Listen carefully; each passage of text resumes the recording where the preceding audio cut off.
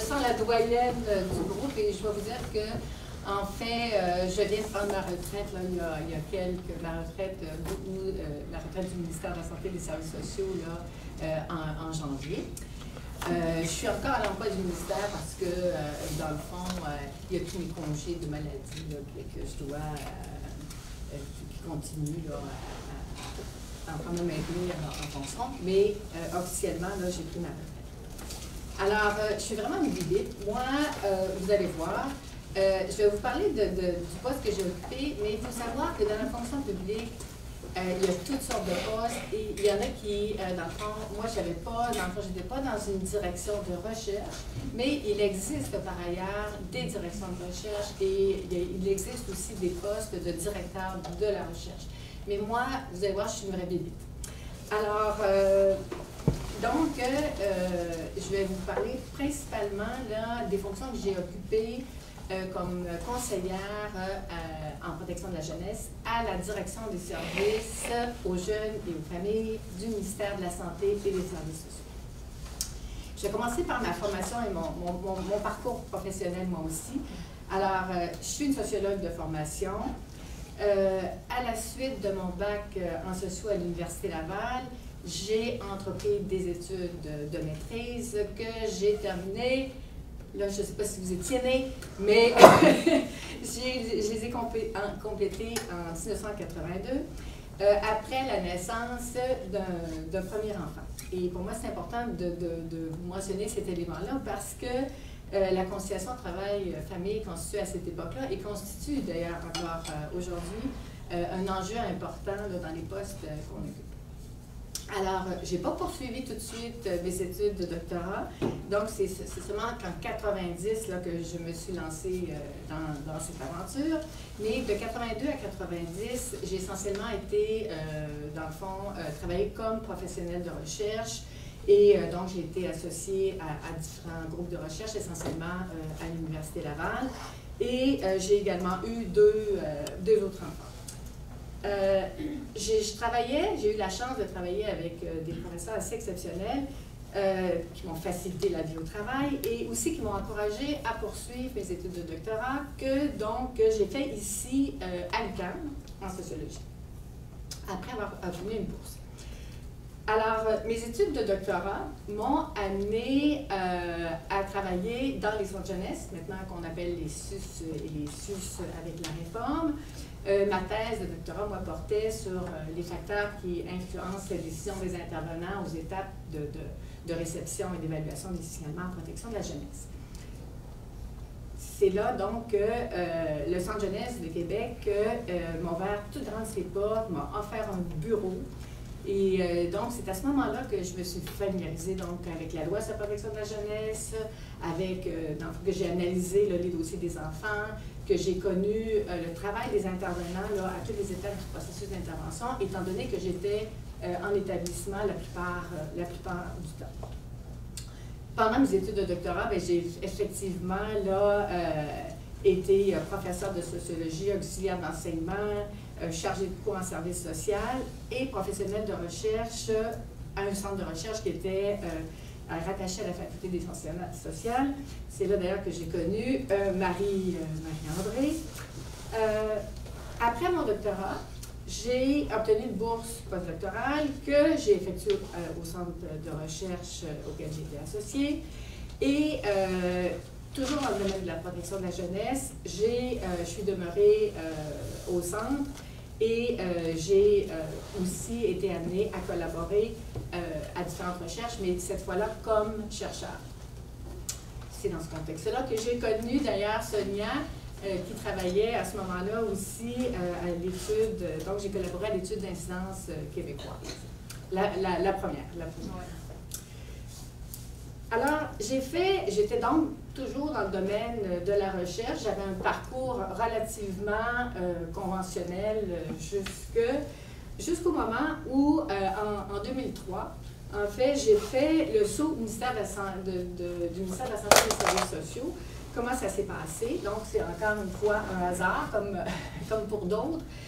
C'est un ex-directeur de la protection de la jeunesse, Jacques Dumais pour ne pas le nommer, qui avait été nommé au ministère de la Santé et des Services sociaux pour réviser la loi sur la protection de la jeunesse. Et il cherchait un collaborateur ou une collaboratrice pour mener ses travaux, entre autres pour rédiger le rapport. Alors, il a communiqué avec le centre de recherche où j'étais, et c'est comme ça qu'on lui a donné mon nom, on s'est rencontrés. Bon, j'ai dit oui, c'est de cette façon-là que je suis entrée au ministère de la Santé et des Services sociaux. Alors, à partir de ce moment-là, j'ai été engagée. On a formé un groupe de travail, on a travaillé là, effectivement de façon extrêmement intensive pour produire un rapport. On a fait des consultations, mais très intéressantes parce qu'on s'est promené à travers toute la province. On a fait des consultations nationales. Et par la suite, le gouvernement a décidé là, de donner suite aux recommandations et d'apporter des modifications à la LPJ. Alors, ça veut dire d'être impliqué dans tout un processus là, de révision législative. C'est, comment dire, extrêmement intéressant, mais bien que j'étais très familière avec les aspects de la recherche, beaucoup moins avec les aspects juridiques, ça m'a amené à travailler de façon très étroite avec des juristes, et ça a été une expérience, d'ailleurs, tout au long de la suite des choses, extrêmement intéressante. Donc, les formations en droit peuvent être très utiles et très intéressantes. Alors, donc, le fameux projet de loi a été présenté à l'automne 1995. Je vous passe les étapes, mais il a été adopté en juin 2006. Et Jacques, à ce moment-là, a quitté pour prendre sa retraite. Et c'est à ce moment-là que moi, j'ai décidé de poursuivre au ministère et là d'occuper un poste permanent de professionnel expert. En fait, parce que je trouvais qu'il y avait encore beaucoup à faire. Une fois qu'une loi est adoptée, là, il y a beaucoup de travail à faire. Donc, à partir de ce moment-là, je suis demeurée au ministère et je suis restée dans la même direction, là, la direction des jeunes, des services aux jeunes et aux familles, jusqu'à tout récemment. En quoi consistaient mes fonctions, puis c'est pour ça que je suis une bibite, là. En fait, j'en avais plusieurs, là, et elles étaient là, extrêmement variées. Je ne vous présenterai pas ma description de tâches parce que ça serait trop long. Mais dans le fond, en gros, c'est d'agir à titre d'expert de conseil là, et de coordonnateur pour l'ensemble des dossiers relatifs à l'application de la loi sur la protection de la jeunesse. Qu'est-ce que ça veut dire concrètement? Ça veut dire qu'il faut planifier, coordonner, réaliser les travaux en lien avec toutes les modifications à la loi et dans le fond, l'ensemble également des règlements. Parce que dans une, il y a de la loi, mais il y a également des règlements qui peuvent, par exemple, dans notre cas, qui portaient sur la révision de la situation d'un enfant, qui portaient sur l'aide financière à la tutelle, des mesures qu'on avait mises en place dans la loi, qui portaient sur les conditions du recours à l'encadrement intensif, etc., qui portaient aussi sur le registre des enfants signalés pour permettre de repérer un enfant même si sa famille déménageait souvent. Alors, on est associé à l'ensemble de ces dossiers-là, ce qui veut dire qu'il faut les mettre en œuvre à partir du départ jusqu'au moment où ces éléments-là vont être adoptés, soit lorsque c'est une loi, évidemment, on va à l'Assemblée nationale, et quand c'est un règlement, on n'est pas obligé de l'Assemblée nationale, mais il faut aller au Conseil des ministres. Et ça veut dire beaucoup de démarches, évidemment, pour savoir qu'est-ce qu'on va mettre dans ces règlements-là. Donc, beaucoup de travail avec des partenaires, mais également avec la direction des affaires juridiques. Il faut faire des mémoires, il faut faire répondre à plusieurs questions. Il faut regarder si on apporte des modifications à la suite des consultations aussi qui sont effectuées. Alors, ça faisait partie là, des tâches que j'avais au ministère. Donc, il n'y a pas juste non plus modifier la loi et ses règlements. Là, on vient de remodifier la loi, là, malgré tout ce qu'on entend à la télévision. Là. La loi a connu diverses modifications et des modifications importantes au fil des ans, même si elle a 40 ans d'application. Alors, donc, il y a un aspect plus, je dirais plus légal, Mais il y a aussi un aspect qui est donc assurer le suivi de l'implantation. C'est bien beau avoir modifié la loi et les règlements, mais il faut assurer le suivi de l'implantation, puis aussi assurer le suivi de l'évaluation de la loi. Parce que dans la loi, il y a une disposition qu'on a introduite en 2007 et qui prévoit qu'il doit y avoir une évaluation périodique qui est faite sur les impacts de la loi sur la stabilité et les conditions de vie des enfants. SONIA participe depuis le début à ces évaluations-là. Alors, on est dans le fond, c'est nous, au ministère, c'est moi qui, avec des collègues, participait dans le fond à la définition des appels de proposition ou des demandes, des recherches qu'on souhaitait que les chercheurs fassent dans le cadre de cette évaluation périodique. Alors ça, c'était un volet très, très intéressant de la recherche, de mon travail. Autre élément, c'était donc il faut suivre l'implantation, il faut suivre l'évaluation de la loi, mais aussi il faut s'assurer que les intervenants sont formés et il faut leur donner des outils. Ça veut dire, par exemple, réviser des manuels, assurer la coordination là, d'un gros manuel de référence sur la protection de la jeunesse que vous connaissez peut-être. Alors, là, encore une fois, il faut se mettre en groupe pour évaluer quelles sont les modifications qu'il faut apporter et élaborer là, différents documents de soutien à la pratique. Il faut aussi informer les clientèles qui sont touchées par l'application de la loi. Et ça veut dire essentiellement les parents et les enfants, parce qu'il y a des réformes qui se font et il ne faut pas les laisser pour compte. Donc, on est amené également à rédiger là, des brochures, essentiellement à l'intention des parents, des enfants. Les jeunes, on comprend, les jeunes sont en mesure de lire les documents, mais aussi à l'intention des familles d'accueil. Un autre dossier là, qui me tenait vraiment là, à cœur, j'étais responsable du dossier autochtone. Donc, ça veut dire donc comment la loi sur la protection de la jeunesse s'applique aux enfants autochtones. Et effectivement, il y a des enjeux là, il y a des enjeux majeurs à cet égard-là. Je vois Mélanie parce que j'ai travaillé un peu avec Mélanie là, qui a travaillé dans ce domaine-là. Mais j'ai notamment collaboré. Alors, j'ai eu l'opportunité de travailler à une entente qui établit un régime particulier de protection de la jeunesse pour les Autochtones. Alors, c'est la première entente qui a été signée au Québec entre le gouvernement et le Conseil de la Nation Atikamekw et qui leur permet d'adapter, si on veut, leur système de protection de la jeunesse aux réalités autochtones. Alors, c'était extrêmement intéressant ce dossier. J'ai également assuré la coordination d'un cadre de référence sur les projets de vie des enfants autochtones.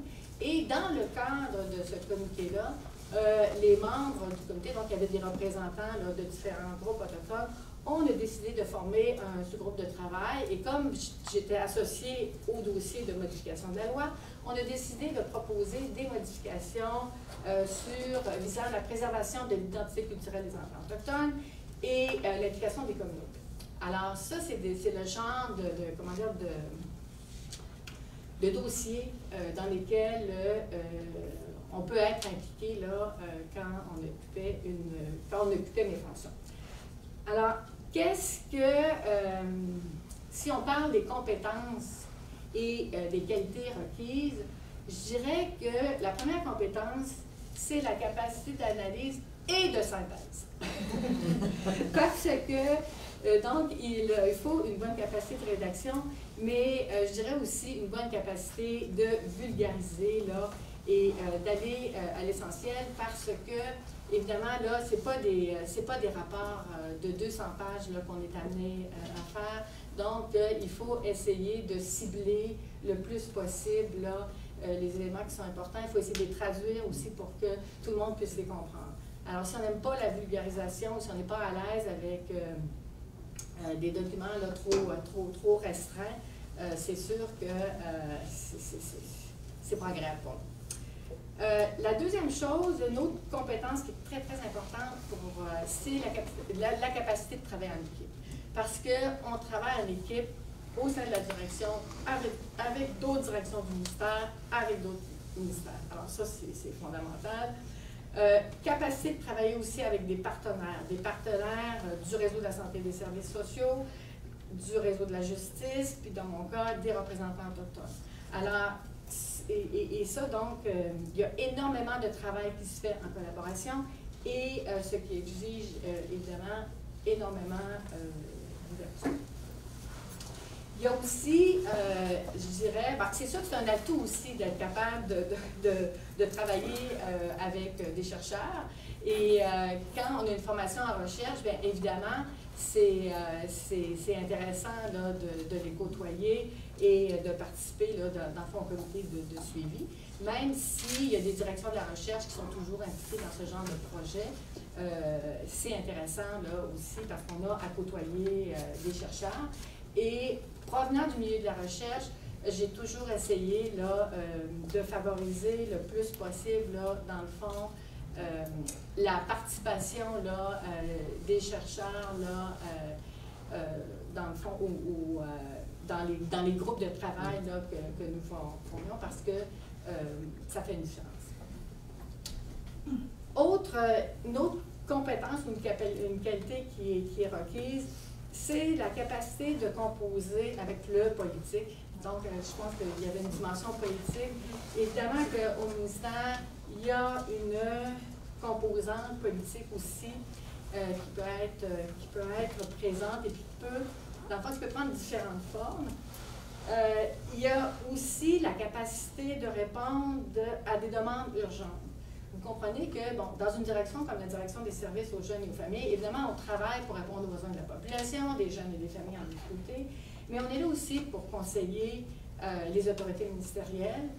Et lorsqu'il y a des événements qui se produisent dans l'actualité, bien, c'est la direction des services aux jeunes et des familles qui est sollicitée pour faire des études de situation, pour proposer des orientations ou des pistes de solutions. Alors, il s'agit, on a juste à penser aux derniers événements, et ça crée des contextes qui sont évidemment là, non seulement stressants, mais qui peuvent être parfois frustrants parce qu'on est dans un contexte où il faut réagir extrêmement rapidement. Alors ça, il faut, comment dire, donc apprendre à composer avec ce contexte de travail particulier. Je dirais que donc, il faut aussi de l'autonomie, de la flexibilité, c'est incontournable. Quand on parlait des avantages, parce qu'on demandait, bon, est-ce qu'il y a des avantages et des défis, le principal avantage, et pourquoi moi j'ai vraiment trouvé que c'était un poste intéressant, c'est qu'on a l'opportunité de travailler sur les dossiers structurants, de contribuer à changer les choses, là, vraiment, et de faire la différence. Puis là, je pense en particulier, ben, dans le fond, au dossier, quand on est rendu à modifier là, des dispositions législatives, je pense au dossier autochtone, c'est extrêmement là, satisfaisant quand on arrive là, à des résultats. Autre avantage, c'est qu'on rencontre des gens de tous les milieux et donc c'est très stimulant. On rencontre des jeunes, on rencontre des parents, on rencontre des intervenants, des familles d'accueil, des juges, des avocats, des représentants autochtones, en tout cas. Et c'est extrêmement varié, mais extrêmement intéressant. On dispose de beaucoup d'autonomie pour réaliser les mandats, dans le fond, puis même on peut superviser des étudiants ou des stagiaires. Moi, j'ai une étudiante qui a travaillé plusieurs années avec moi parce que je n'avais pas une formation en droit, mais j'étais toujours dans les aspects juridiques. Alors, pour faire, par exemple, la recension de la jurisprudence, pour faire les comparaisons interprovinciales, ça a été une très belle collaboration là, avec cette étudiante. Puis un autre avantage, c'est que moi, je n'ai pas changé de direction, mais quand tu es dans un ministère, évidemment, il y a beaucoup de possibilités là, de mobilité, soit à l'intérieur du ministère, soit dans un autre ministère. Alors ça, il y a des possibilités de mobilité là, qui sont très intéressantes. Puis il y a aussi des postes de gestion là, qui peuvent, évidemment, là, on peut accéder à des postes de gestion si c'est ce profil-là qui nous intéresse davantage. Puis là, c'est très important, comme mes prédécesseurs ont dit, de voir comment, dans le fond, qu'est-ce qui nous intéresse, nous, qu'est-ce qui nous allume, et puis quel est le profil là, qui nous convient davantage.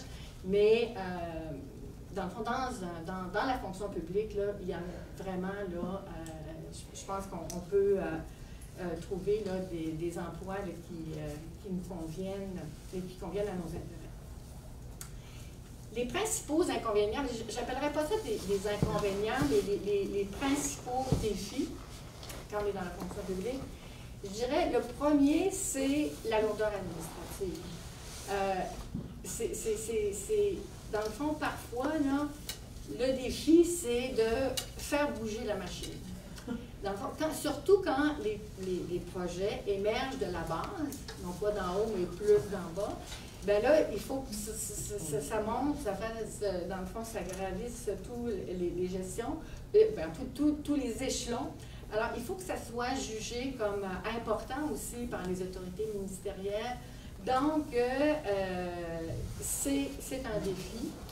L'autorité administrative aussi qui est liée au fait que, bon, bien, parfois, il faut l'approbation de plusieurs directions, parfois, c'est encore pire quand il faut l'approbation de plusieurs ministères. Pour les dossiers autochtones, dites-vous que c'est plusieurs directions, plusieurs ministères, c'est quelque chose. Alors, des fois, donc c'est lié à la structure elle-même, mais c'est également lié au changement de gouvernement. Alors, lorsqu'il y a des changements de gouvernement, il y a des changements de ministres, des changements de cabinet, et là, ça veut dire qu'il faut reprendre, dans le fond, tous les briefings, et il faut, dans le fond, sensibiliser les autorités ministérielles aux préoccupations que nous avons et aux dossiers que nous avons. Alors, c'est sûr que ça, c'est... et ce, même si on ne change pas de parti au pouvoir. Mais il y a toujours une dimension, à chaque fois qu'on change de cabinet, dans le fond, il faut c'est bien important, là, de reprendre, là, et de refaire, là, dans le fond, tout le travail qu'on avait fait de sensibilisation, et pour démontrer la pertinence là, des dossiers que nous avons. Le défi, j'ai parlé de la collaboration comme étant là, un avantage très marqué, mais c'est aussi un défi, celui de la collaboration, surtout lorsqu'on a des points de vue divergents. Parce que, effectivement, là, quand tout le monde est sur la même longueur d'onde, ça va très bien. Mais parfois, il arrive parce que, dans le fond, par exemple, il est fréquent qu'on voit des modifications à la loi sur la protection de la jeunesse comme étant la solution. Alors, tel ministère va apporter une modification, tel autre veut l'apporter. Alors, il y a des enjeux de collaboration lorsqu'on part de points de vue différents, lorsqu'on perçoit la protection de la jeunesse de façon différente, là, il y a des enjeux là, qui s'opposent à l'occasion. Et j'ajouterais que, puis il y en a d'autres qui en ont parlé aussi avant moi, c'est que quand on arrive dans la fonction publique, on sort du milieu universitaire. Donc, vous êtes habitué au milieu universitaire, peut-être que vous avez une certaine reconnaissance, vous êtes considérés comme des bons étudiants, des bonnes étudiantes. Là, vous arrivez dans la fonction publique, et puis, il faut que, ce n'est pas les mêmes critères nécessairement d'appréciation, et il faut, se familiariser avec tous les processus. Donc, il faut, je dirais, rebâtir sa crédibilité. Et donc, c'est encore une fois, chaque fois qu'on change de place, c'est une adaptation et il faut se donner du temps. Alors, donnez-vous du temps, là, donnez-vous du temps, où que vous soyez, je pense que c'est très important. Alors, la dernière chose qu'on me demandait, c'est en quoi est-ce que c'est un atout avoir un doctorat? Évidemment, moi, le doctorat n'était pas une exigence requise dans le cadre de mon emploi.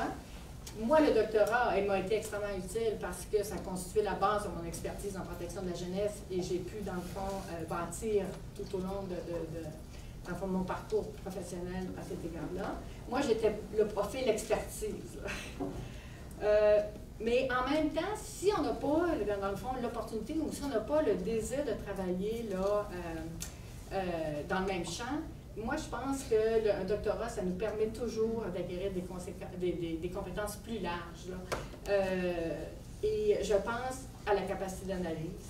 Dans le fond, on est capable de se faire un point de vue, de défendre un point de vue, de développer un argumentaire. On a appris à lire des recherches, on a appris à s'appuyer sur des résultats de recherche, on a appris donc à faire preuve de rigueur sur le plan intellectuel, et ça nous reste tout au long de notre parcours. On a appris à rien prendre pour acquis, à s'interroger sur les effets de nos pratiques, sur les effets des interventions. Je pense aussi qu'on a appris, l'autonomie qu'on développe est importante en fait de la coordination. Bref, je pense que le doctorat, ce qu'on acquiert durant le doctorat est très important et quel que soit le parcours, ça nous donne un coup de main. Ça nous donne un coup de main. Et je pense aussi à la persévérance parce qu'il faut en avoir. Il faut en avoir quand on fait un doctorat. Et il faut en avoir, là, évidemment, quand on est dans la fonction publique, là, pour faire face aux contraintes de la lourdeur administrative. Et je dirais que quand vous avez, en tout cas, je ne sais pas si les autres pensent ça, mais lorsqu'on a réussi à compléter une thèse de doctorat, moi, je pense qu'après ça, on est capable d'affronter à peu près n'importe quoi.